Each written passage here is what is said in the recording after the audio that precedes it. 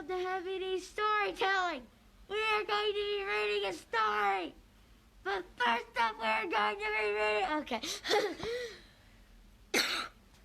But first we are going to be reading the Bible, and then we are going to be doing the synopsis, and then we are going to be reading...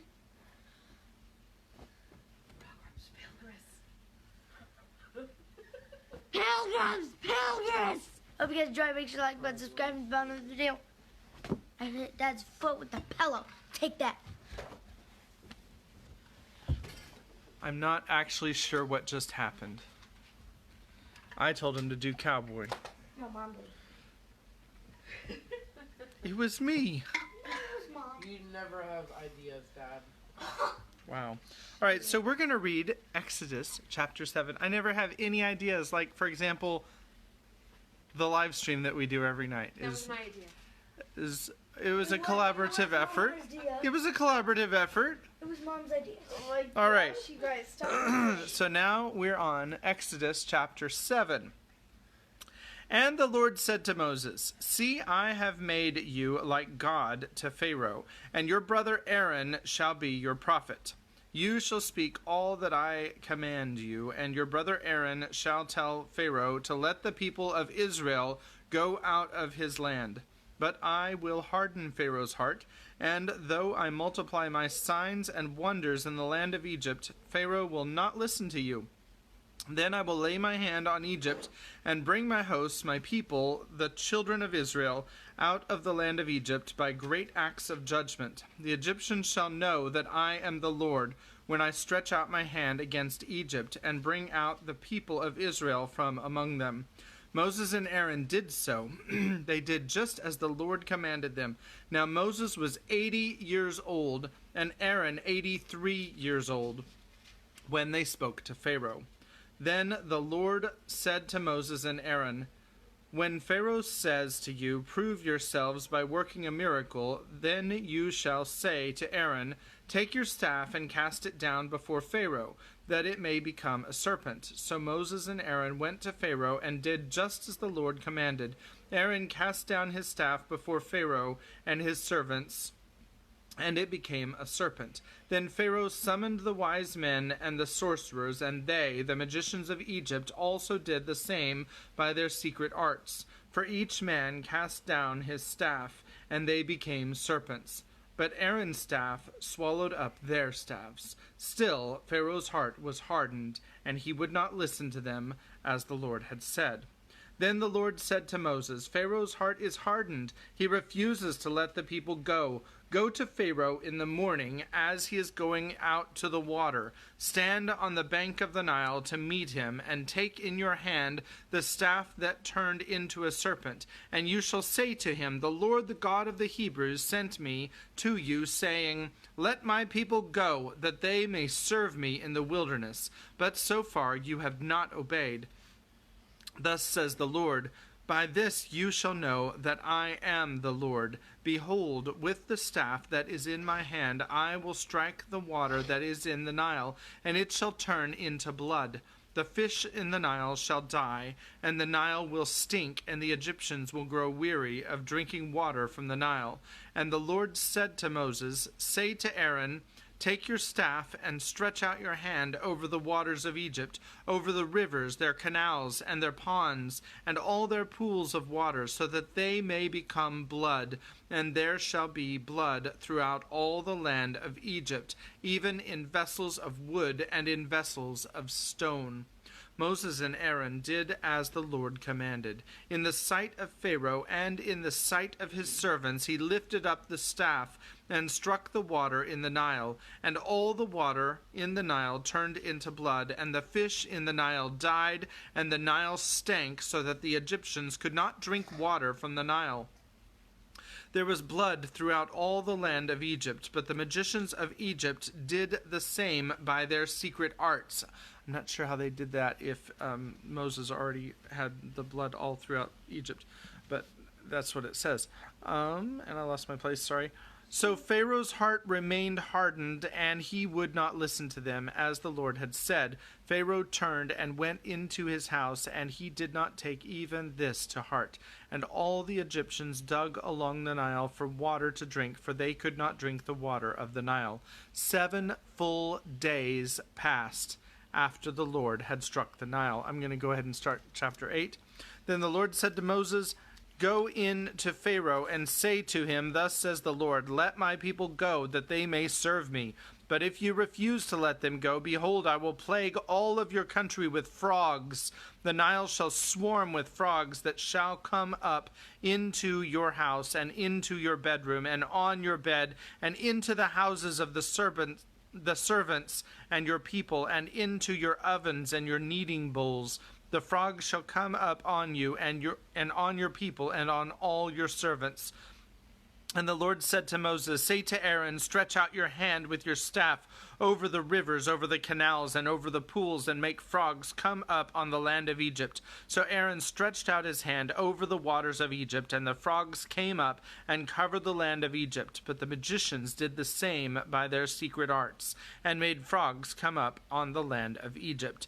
Then Pharaoh called Moses and Aaron and said, "Plead with the Lord to take away the frogs from me and from my people, and I will let the people go to sacrifice to the Lord." Moses said to Pharaoh, "Be pleased to command me when I am to plead for you and for your servants and for your people, that the frogs may be cut off from you and your houses and be left only in the Nile." And he said, "Tomorrow." Moses said, "Be it as you say, so that you may know that there is no one like the Lord our God. The frogs shall go away from you, and your houses, and your servants, and your people. They shall be left only in the Nile." So Moses and Aaron went out from Pharaoh, and Moses cried out to the Lord about the frogs, as he had agreed with Pharaoh, and the Lord did according to the word of Moses. The frogs died out in the houses, the courtyards, and the fields, and they gathered them together in heaps, and the land stank. But when Pharaoh saw that there was a respite, he hardened his heart and would not listen to them, as the Lord had said. Then the Lord said to Moses, "Say to Aaron, stretch out your staff and strike the dust of the earth, so that it may become gnats in all the land of Egypt." And they did so. Aaron stretched out his hand with his staff and struck the dust of the earth, and there were gnats on man and beast. All the dust of the earth became gnats in all the land of Egypt. There's a lot of dust in Egypt, by the way. The magicians tried by their secret arts to produce gnats, but they could not. So there were gnats on man and beast. Then the magicians said to Pharaoh, "This is the finger of God." But Pharaoh's heart was hardened, and he would not listen to them, as the Lord had said. And we'll read the next plague and chapter 9 tomorrow, or in the next time that we do this, which may or may not be tomorrow. So, because this book right here has 39 chapters, and Exodus has 40, so that's how I'm going to make up. I figured that the plagues was a good place to do that extra chapter. So we're on chapter 7 now. Let's see what happened in the last chapter. Yes,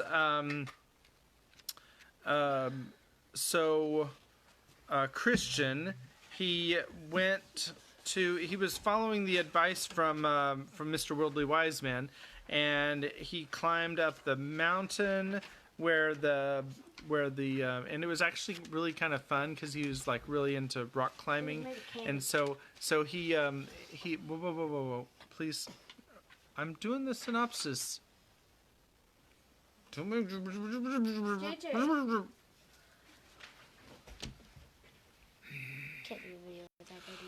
All right, so anyway, so he climbed the thing. He was really into it because he's rock climbing, kind of doing like Tornado kick.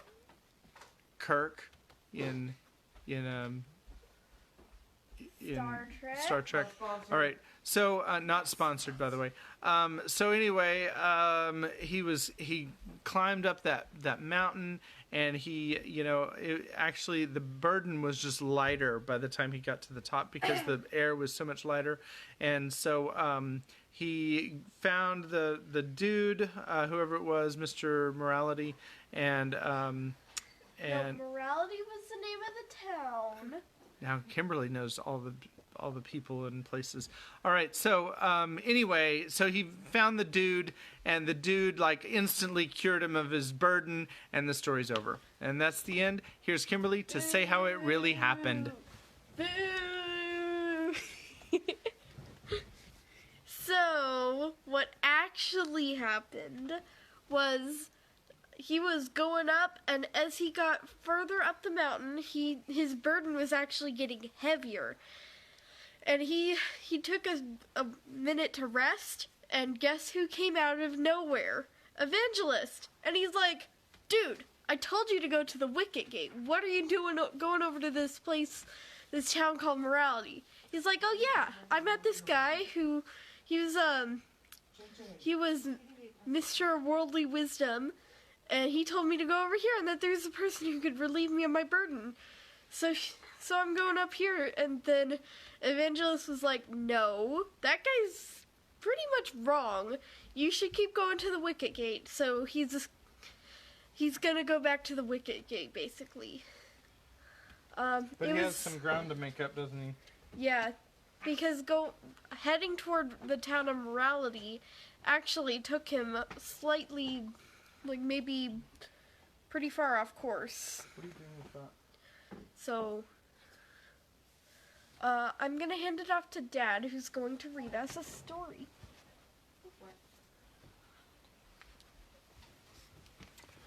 Hello again! All right, we're on chapter 7, Goodwill. It's actually Goodwill, not Goodwill. And that's obviously the name of a tire company. So this is must-have, not sponsored. Goodyear. Oh, Goodyear, that's right. Okay, it's the name of a thrift store, not sponsored. And obviously they're going to a store, and they're going to try to, this is my prediction, they're going to try to get some good bargains while they're at the store. So let's see what actually happens. Granny Bear says, good grief. Yes! All right. Okay, so, Bye, Dad. and Kimmy says goodbye. All right, so here we are. So, chapter 7, Goodwill. Then did Christian address himself to go back, and Evangelist, after he had kissed him, gave him one smile and bid him Godspeed. So he went on with haste, neither spake he to any man by the way, nor if any asked him, would he vouchsafe them an answer. He went like one that was all the while treading on forbidden ground, and could by no means think himself safe, till again he was got into the way which he had left to follow Mr. Worldly Wiseman's counsel. So in process of time Christian got up to the gate. Now over the gate there was written, Knock, and it shall be opened unto you. He that will enter in must first without stand knocking at the gate, nor need he doubt that as a knocker but to enter in, for God can love him and forgive his sin. He knocked, therefore, more than once or twice, saying, May I now enter here? Will he within open to sorry me, though I have been an undeserving rebel? Then shall I not fail to sing his lasting praise on high? At last there came a grave person to the gate, named Goodwill, who asked who was there, and whence he came, and what he would have. Christian, here is a poor burdened sinner. I come from the city of destruction, but am going to Mount Zion, that I may be delivered from the wrath to come. I would therefore, sir, since I am informed that by this gate is the way thither, know if you are willing to let me in. Goodwill. I am willing with all my heart, said he, and with that he opened the gate. So when Christian was stepping in, the other gave him a pull. Then said Christian, What means that? The other told him, A little distance from this gate there is erected a strong castle, of which Beelzebub is the captain. From thence both he and they that are with him shoot arrows at those that come up to this gate, if haply they may die before they can enter in. Then said Christian, I rejoice and tremble. So when he was got in, the man of the gate asked him who directed him thither. Christian, Evangelist bid me come hither and knock, as I did, and he said that you, sir, would tell me what I must do. Goodwill. An open door is set before thee, and no man can shut it. Christian. Now I begin to reap the benefits of my hazards. Goodwill. But how is it that you came alone? Christian. Because none of my neighbors saw their danger as I saw mine. Goodwill. Did any of them know of your coming? Christian. Yes. My wife and children saw me at the first, and called after me to turn again. Also some of my neighbors stood crying and calling after me to return, but I put my fingers in my ears, and so came on my way. Goodwill. But did none of them follow you, or to persuade you to go back? Christian. Yes, both obstinate and pliable. But when they saw that they could not prevail, obstinate went railing back. But pliable came with me a little way. Goodwill. But why did he not come through? Christian. We indeed came both together until we came to the slough of Despond, into the which we also suddenly fell, and then was my neighbor Pliable discouraged, and would not venture farther. Wherefore, getting out again on the side next to his own house, he told me I should possess the brave country alone for him. So he went his way, and I came mine, he after obstinate, and I to this gate. Goodwill. Then said Goodwill, Alas, poor man, is the celestial glory of so little esteem with him, that he counteth it not worth running the hazard of a few difficulties to obtain it. Christian.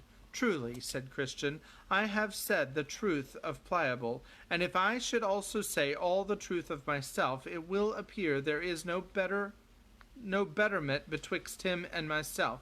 It is true he went back to his own house, but I also turned aside to go in the way of death, being persuaded thereto by the carnal arguments of one Mr. Worldly Wise Man.